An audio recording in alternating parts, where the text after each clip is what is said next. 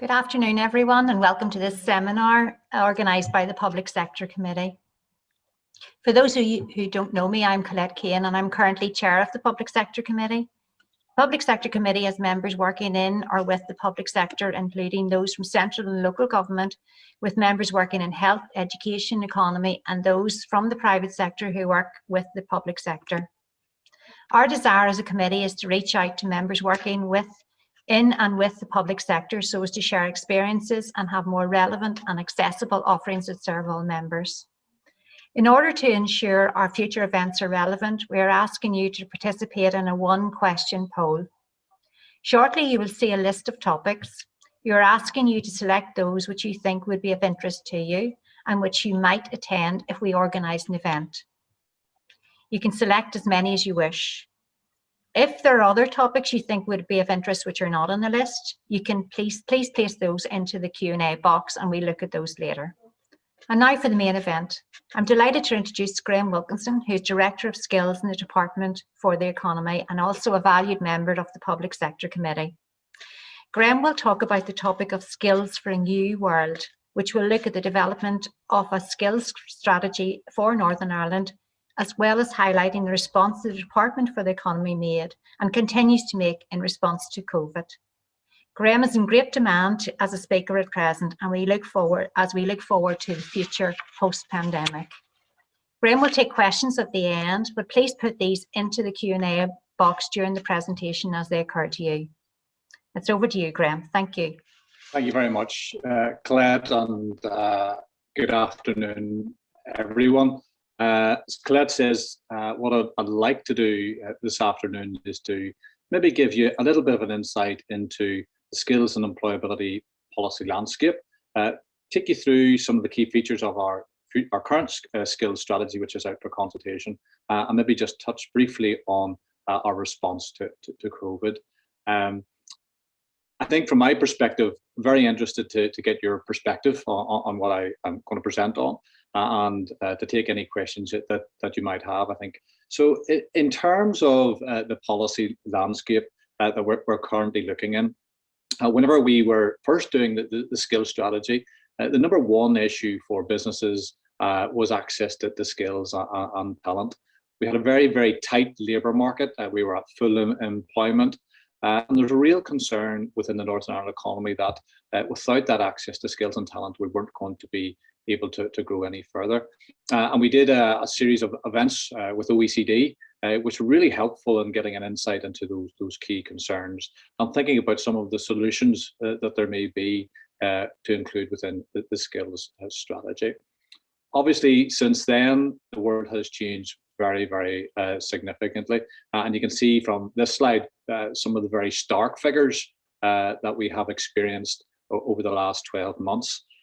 284,000 individuals who were on the furlough scheme at its very, very peak. So huge number of the current workforce in Northern Ireland on the furlough scheme. One of the things that does concern us is that there's still, as of today, around 90,000 individuals who are on that scheme. So that is of significant concern. Number of redundancies over that period, the highest since 2001. So significant number of redundancies within the labour market. One thing that I would like to highlight is whenever you consider the sectors within our economy who have been impacted by COVID, such as retail and wholesale, hospitality and tourism, they tend to be high incidence of those at the lower end of the skills level. And that is, again, of concern to us because it's going to be very difficult for those individuals to find employment in other sectors. So again, significant changes to our context.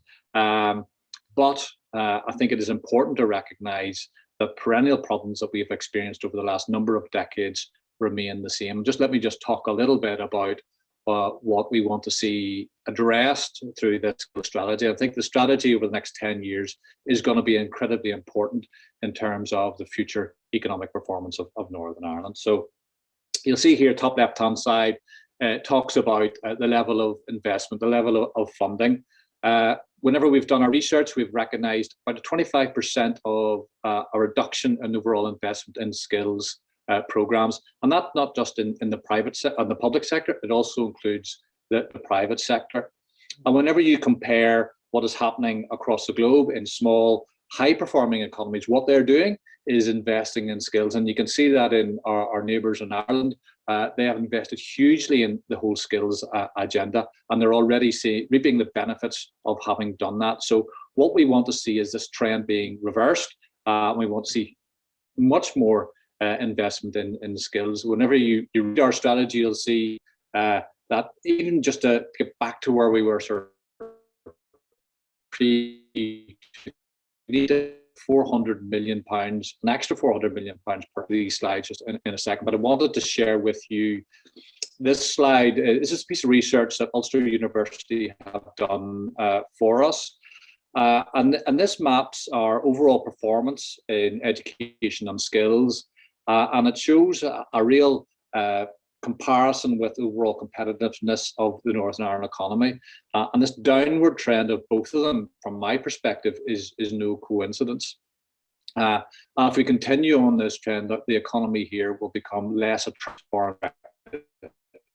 And it is having an impact on our overall product for quite some time. And I would argue that actually investing in skills is the beginning of that journey to improve our overall competitiveness. So going back to this slide, again, I'll just touch on economic inactivity. Again, the pandemic has seen that level actually increase. We were already at the top of that league table across the UK and Ireland. We're now touching nearly 30% of those who are economically inactive of a working age. And again, that is an issue that we want to urgently try and address through the skills strategy. And again, just at the bottom left-hand side of this little slide, you can see those in the workforce with no or low qualifications, again, top of the league table there. It's not a league table you want to be necessarily at the top of. And I suppose that is one of the key issues for me, and our real concern actually, as our economy begins to pivot. And our economy has changed so significantly over the last 12 months, where we've seen automation, digitization of processes. So the workplace has changed so significantly. And I do have a concern that actually those individuals who are have low qualifications will find it very, very difficult to compete within a very changing economy. So again, that is something that needs to be addressed quite urgently. At a graduate level then, just to mention, we probably produce enough graduates here in Northern Ireland to meet the needs of our economy. Where the issue and the problem lies is the subjects in which those graduates are coming out with. Clearly, whenever you look at sectors such as cybersecurity, software, advanced manufacturing, they are very much in demand and looking for individuals with those STEM-related subjects.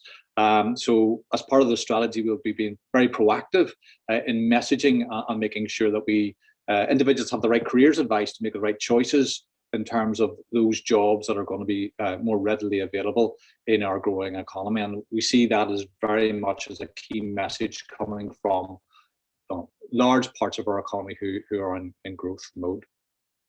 Also, you may be aware of the Ulster University's Skills Barometer, which has been a really powerful tool for us in developing the strategy itself. And what it has identified is a real demand from employers at those levels 3, 4, and 5. Those technical and professional qualifications are very, very much in demand. And we have seen a change from employers moving towards those apprenticeship type programs. And we want to support and assist employers in that journey. So we're seeing huge amounts of uptake in that particular area. And that's just part of the ladder. I'll talk a little bit more about that in a moment. Also, lifelong learning. Whenever we compare ourselves to other countries, lifelong learning isn't something that we value within our society. I think culturally, getting a certificate, getting a job was seen as success. And I reflect back on the right bus experience. Whenever individuals came to give interviews to the media, they all said, I thought I had a job for life. I was sorted. I think we can all agree that nobody has a job for life any longer. And it's really important that we get that message out and we communicate to folks the importance of lifelong learning. I think the other point about that is actually starting that early in life, trying to really get that into young children coming through primary school, that love of learning and desire to continue to learn beyond school. And the final point I just wanted to make here was around digital skills and leadership and management. A key theme coming through from the business community out there is the importance of those vertical skills around digital and leadership and management. Those are very much in demand. And again, that's something that we want to support our economy and support the skills system here to achieve. So we're clear about what the issues are. We know what we're trying to resolve. What does the solution look like? Well, you probably will have seen a number of weeks ago, maybe it was a month ago now, that the previous minister, Diane Dodds, had launched her new vision for the Northern Ireland economy, 10x economy, a decade of innovation. And certainly from my perspective, skills is right at the heart of creating that innovative attitude, that innovative culture here in Northern Ireland. Without skills, without access to talent, it's impossible to be innovative. As I say, right at the heart of that will be the skills strategy. It's out for consultation. It's a 12-week consultation. It's due to close on the 19th of August. So I would really encourage folks to engage with that, to have your say in relation to the type of skill system that you want to see over the course of the next decade. Maybe just to give you a little bit of a flavour of what's included within the strategy, the 35 commitments within it, broadly around 3 policy priorities.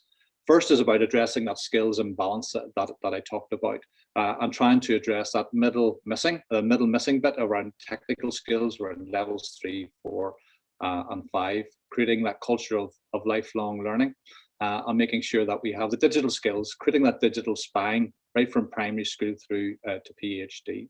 I think what COVID has taught us is that no matter what we want to do in everyday life, it's really essential to have very basic digital skills, whether that's ordering our shopping or going to the booking an appointment with a doctor. We need to have those very basic digital skills to allow us to operate. And that's true as well across all sectors of our economy as well. No matter what sector you look at, people are looking for digital skills, and they're very, very much in demand. And we want to start that process right from primary school through into our university. So we do envisage a fundamental shift in our curriculum and how we go about teaching people through our education system.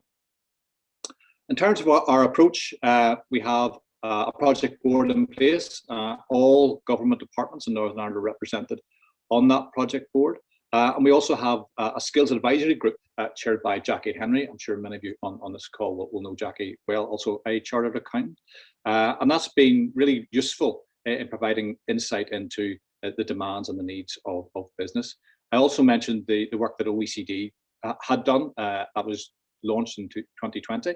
And if you haven't done so already, I definitely recommend a reading of that report. Really useful piece of work. A huge amount of effort that's gone into that, and that's available on our website. So in terms of the things that we want to take forward, I've highlighted a couple of things here. As I say, there's 35 different commitments in there. If I could just begin just to say a little bit about the establishment of the Northern Ireland Skills Council. Again, previous minister had agreed to establish it, and we envisage it to be the heart, if you like, of the new skills system, and that will look at all of the strategy and the policy implications that will be necessary to deliver the changes over the course of the next decade. Supporting that Skills Council, we want to see a project board established, as well as at a regional level, we'll be working very closely with the Department for Communities in those labour market partnerships, and those at a regional level, because at the end of the day, every part of Northern Ireland has very different economies, or sort of microeconomies there, and we need to get a deeper understanding of what their needs are. Sectorally, again, Invest and I are taking the lead on the 5 growth areas that we've identified in our 10x strategy. So that's advanced manufacturing, the green economy, health and life sciences, as well as software as well. So there's a number of sectors there that we are very much focused on and looking at the skills that they require for their future growth. Again, one of the other areas is work quality indicators. I think this is becoming much more important now than it ever has been. And again, we're working with NISRA to develop a suite of work quality indicators. You can see, I'm not going through all of those, but you can see the 8 individual areas that we're very much focusing on. So just looking at wage or salaries is insufficient any longer. And I think particularly for young people coming through, work-life balance, the opportunity for career progression, flexibility, again, is becoming hugely important. I think COVID has really taught us the importance of having a flexible approach to employment is really essential. And you can see some of the initial findings. We've done some research on this, and you can see where our employers score well, as well as those not so well. So secure employment is probably at the very top of our scoring. We're doing well there. But interestingly, whenever you look at flexible working, it's probably, it is at the very bottom of the table here. So we do envisage the need to have a change in approach and have a much more of a focus around work quality here. And again, at the very bottom there, you can see only 12% of employers met 7 indicators. So much more work to be done around that. Again, I've made reference to the action plans for the priority clusters, as well as a review of level 4 and 5 HE provision in our further education institutions. I wanted to this is a very busy slide, and apologies for that. But I think it is important just to get an understanding of the skills landscape, particularly with vocational education. And these are the various pathways that we currently have within the department. So you can see at an entry level, we have a program called Skills for Life and Work. And that is supporting the bottom rung of the ladder, if you like, and that's trying to encourage individuals to get a level 2 qualification. And then it moves up into traineeships, which is level 3, and into the apprenticeship program, and into the higher level apprenticeship program. Sometimes I think there's perhaps a misunderstanding or a lack of visibility around what is available, what are the different pathways, because actually, not just going through GCSE, A-level and university is the right pathway for everybody. There are other pathways that will get you to that higher level, but it just means going in a slightly different route. And I think that's a real key message from me around getting an understanding of that.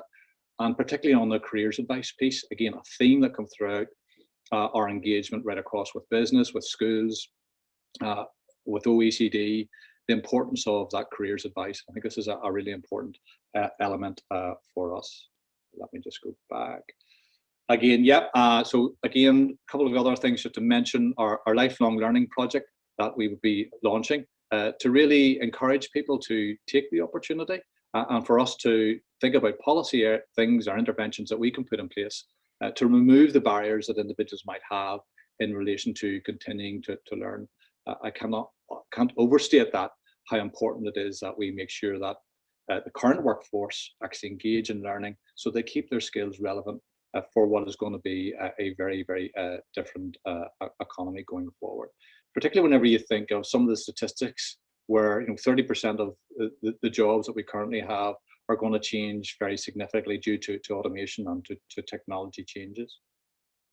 The last thing I just wanted to mention very briefly was around our expanding provision in relation to public sector and all age apprenticeships. Our previous minister was very keen on this and wanted to see an expansion of those particular programs. And I think that provides brilliant opportunities because you don't stop learning whenever you're 24, which is a current cutoff for our current apprenticeship program. We want to see everybody having the opportunity to participate in the apprenticeship program, and that will be something that we'll be doing over the next 12 to 18 months. So that's pretty much what I wanted to say in terms of the skills strategy. Very happy to have a conversation or discussion. That was a whistle-stop tour around all of that. But I wanted just to very briefly give you a flavour of sorts of things that we've been doing in the department in relation to our response to COVID. Again, just touching on our apprenticeship program, some of you may be aware of this. It's called the Return, Retain and Results Scheme.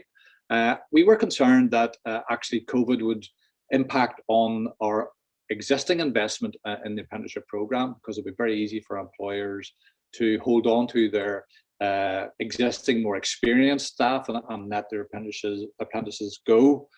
So we wanted to incentivize employers to hold on to those apprenticeships and to actually make sure that they completed their program of learning. And that's been hugely successful, and we've been very pleased with the outcome of that. And indeed, we've encouraged more employers to take on an apprenticeship, and we've incentivized that, you'll see from this slide, in order to do that. So we're very keen that we retain this pathway. We see this as being an important part of our expanding programs, and that's something that we want to continue to do. Just a couple of other things. Skills Focus, probably not a program that many people are aware of. It is for those companies with 250 or less employees. It's currently 100% fully funded by the department.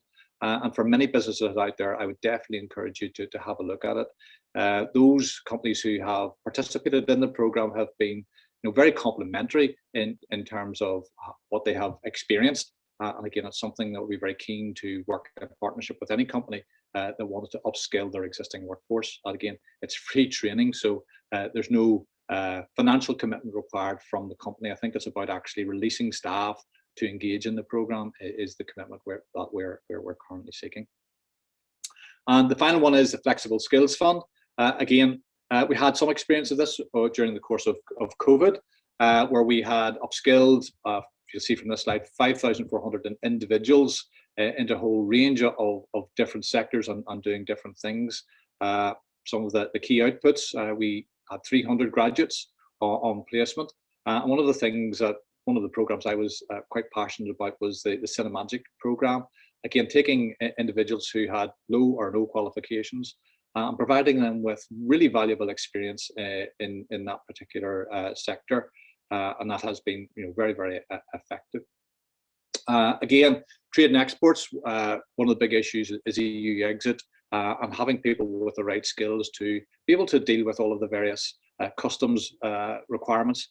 We again delivered through the local FE colleges. That was a very successful program. We also piloted a women's returners program, and that was delivered again through the FE colleges in partnership with women in business. So we were very pleased with the results, and we just recently committed to a 3-year program. It's about 25 million from memory. So significant enough investment to do short-term intervention to help people to get into a new career or into a different area, or just to improve their skill levels within their existing job. And finally, just to mention our Shared Skills program. I'm probably sure many of you are already aware of it. Quite ironically, it's been one of the most successful years we've had on record. In 2021, we delivered 27 academies. This year, we intend to deliver 43 individual academies. So you can see there's been a step change from employers in the way that they deliver their training, how they actually recruit individuals into their companies.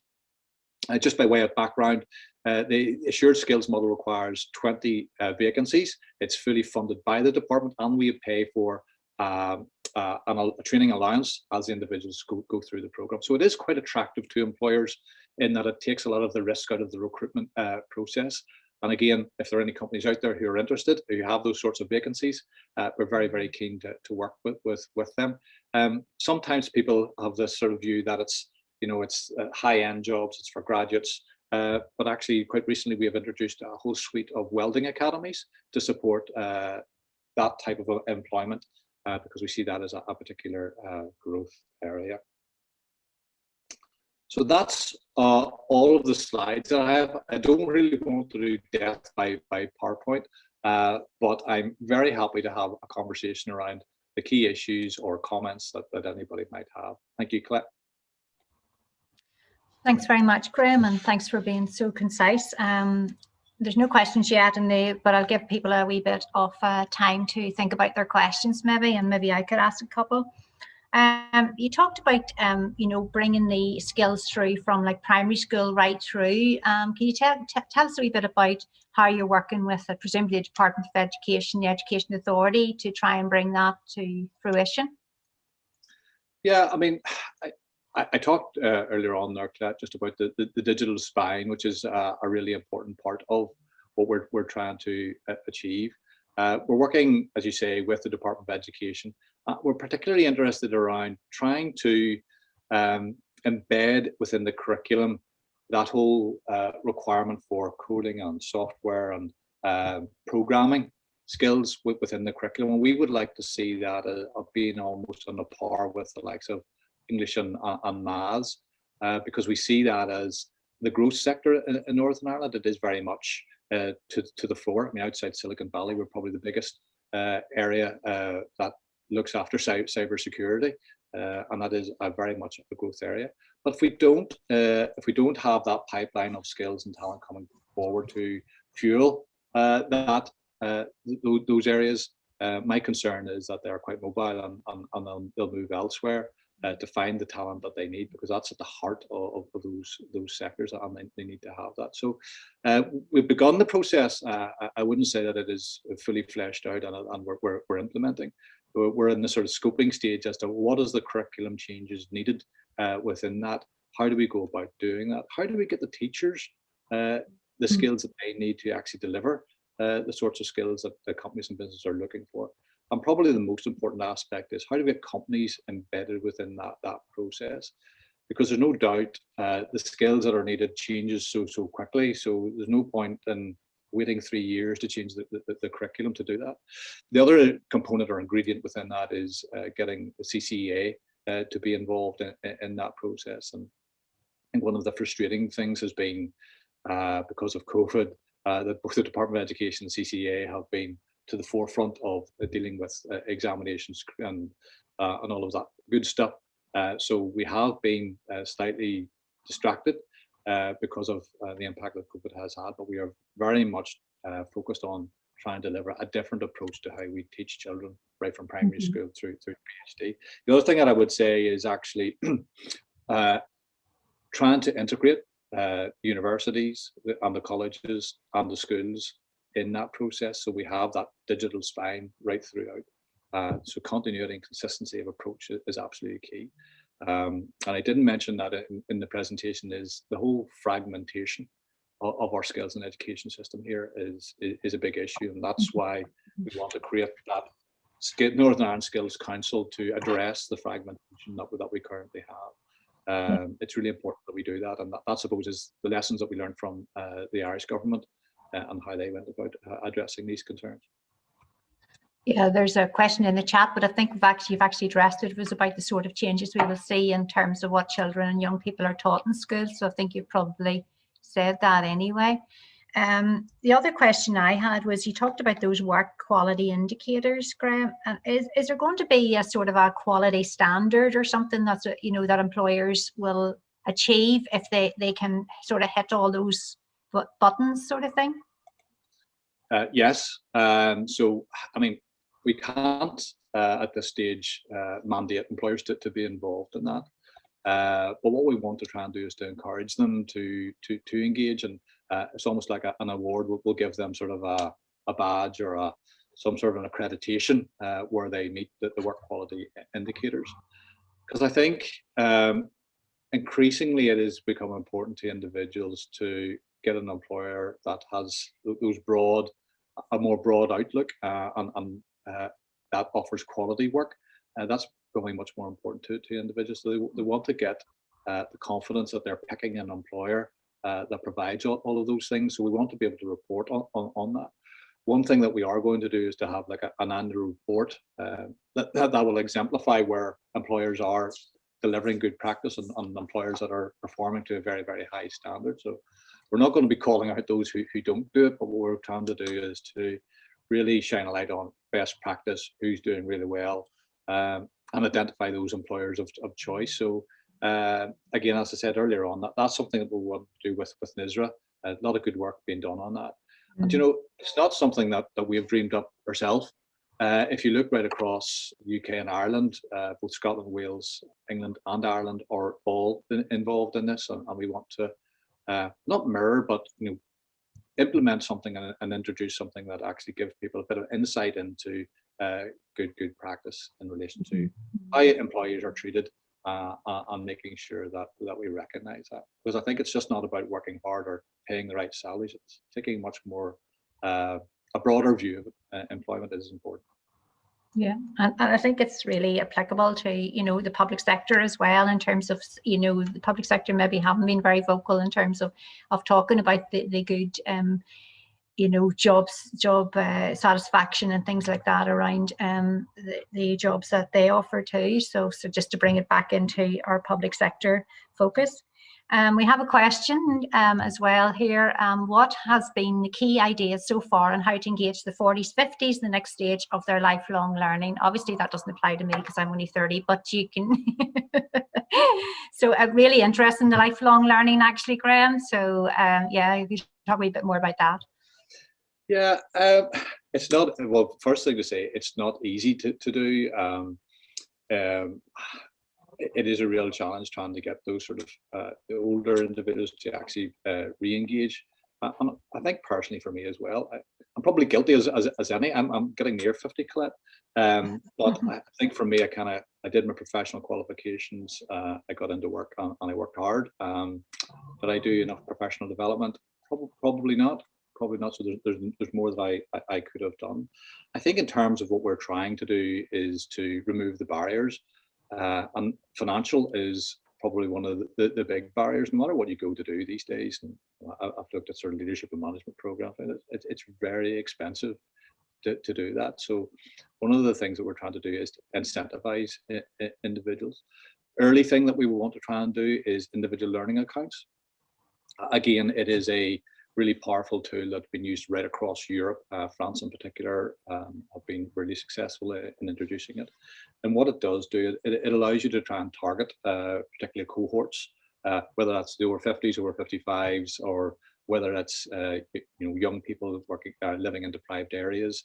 It is a really powerful tool, and I think if there was one thing that I wanted to do, it would be those individual learning accounts. And cost is one of the big things that is really missing. The other thing, if I was allowed to, would be around the mentoring support. I think that's one of the other things that I would like to try and do, is to get companies to engage in mentoring, particularly through, again, that point around young people living in deprived areas. Once you get over that barrier, yes, you get them in, but how do you keep them there? And it's actually about the mentoring and role modeling bit. And I think the business community here has a social responsibility to actually play their part in doing that. And I think there is a lot of pent up energy and enthusiasm to do that. And there is some good practice out there where companies have engaged with local schools. So we want to try and have a package, Colette, around all of that. It's not just about removing the financial barrier. It's also about the mentoring and support around all of that as well. So that's what we're trying to do. But I think if I was allowed one, it would be the individual learning accounts is something that we want to do. Although I do recall the audit office at one point did a very damning report on a previous individual learning account scheme a long time ago. That's right. Yours will be better, I'm sure. We'll not make it twice. Yeah, I'm just thinking about, this is a bit of a hypothetical question, but if you were 17 again, Graham, where would you be looking for your career, instead of going down obviously the accountancy route? But what would you advise you have a 17-year-old, you told us that, where would you be advising 17-year-olds, 18-year-olds to look? Wow, that's a really good question. I think I've said to you earlier on, Colette, my concern is around careers advice, and I feel slightly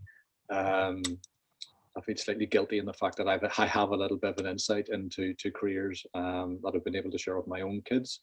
My story around this is my daughter came home from school one day and she told me, "Dad, I'm going to be a geography teacher." I said, "How on earth did you come up with geography teacher?" So apparently the careers teacher had said, "What subject do you like? Geography." Okay, have you thought about a career? Well, my mum's a teacher, geography teacher, Eureka. So I dispelled her of that myth, and I give her a bit of advice around the apprenticeship program and thinking about different careers in different sectors. I think it depends on the individual. and where their passion lies. And I think it's about getting an understanding of the art of what's possible. Careers and jobs have changed so significantly, even over the last 12 to 18 months. We're seeing such a huge change in the workplace because of automation.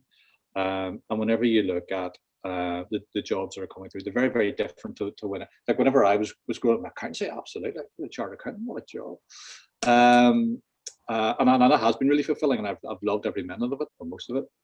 But if I was giving anybody advice about where I see the growth and the potential for even better jobs, probably in that sort of software sector, particularly in Northern Ireland, because we have that unique selling point here. But it depends on the individual, Colette. I mean, I think my advice is do what you're passionate about.